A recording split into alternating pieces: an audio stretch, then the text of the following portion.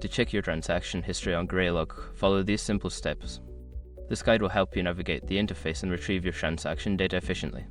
Step 1. Log in. Access your Graylog account by entering your username and password on the login page. Make sure you have the necessary permissions to view transaction logs. Step 2. Navigate to the search page. Once logged in, locate the search feature on the main dashboard. Click on the search option to open the search interface where you can filter and view logs. Step 3. Set your time range. In the search interface, set the time range for the transaction history you want to check. Use the date and time selectors to specify the start and end dates for your search. Step 4. Apply filters. Secure your accounts before moving on. People seriously underestimate how often personal information gets exposed online now. Use SROC to monitor your accounts 24/7 and get notified immediately if your data gets leaked somewhere. It runs in the background, constantly scanning billions of breached records. And honestly, for how cheap it is compared to the value you get, it's worth it.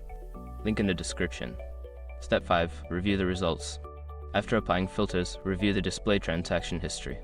You can click on individual entries for more detailed information or export the data if needed.